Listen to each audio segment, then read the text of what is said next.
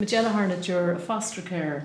Can you tell me a little bit about that, what that's been like for you? Well, I was passed as a foster carer in June 2000, in 15th June 2000, and it was one of the best days of our lives because we got a little boy soon after that in November of the same year, and he's made us so happy. He's a lovely little kid. I said everyone is mad about him, and you know, to my own two children, they're his brother and their brothers and sisters, like, because he was the first, and then along came two more and now another little baby, so it has been great. So it's a busy house. It's a busy house, it's a very busy house, but I prefer it that way.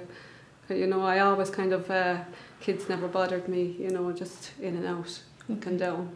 They'd have their pals in, he'd have 4 or 5 pals in, I don't care, as long as they're happy and they're not fighting one another, I don't care. You know, so it's grand. And if you were giving advice to somebody else or a friend of yours who was thinking, maybe I'll do the fostering thing, what would you say to them? My biggest advice is one day at a time, that, you know, you'll get days that are down and you'll get days that are up, but in the long run they'll all work out and it'll be the best decision you've ever made in your life.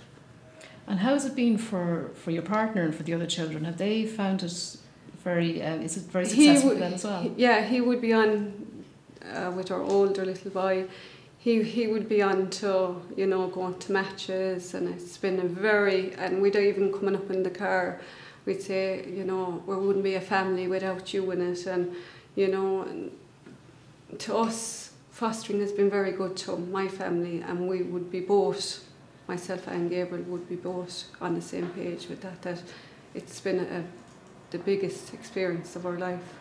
Okay. And Majella, what's it like working with the children's birth parents then, or how have you found that? It can be challenging, especially with the older boys' parent, it can be challenging, but you take one step at a time. You be mindful of their feelings, and you know that it isn't easy for them.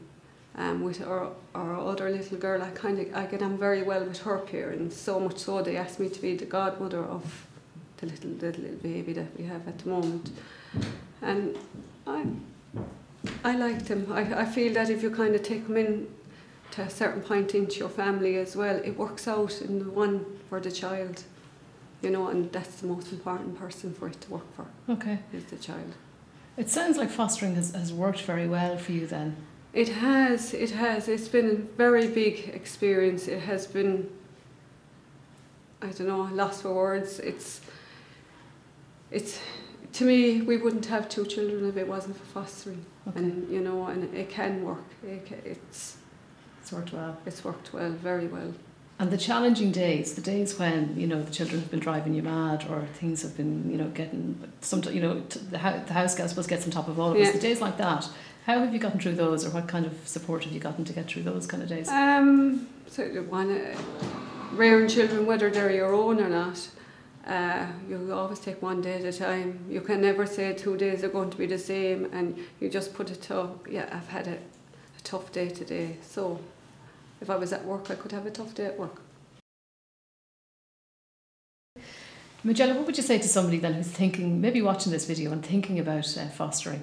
Well, if they've taken the time to look at this video, I'd ask them to take a leap of faith into the future.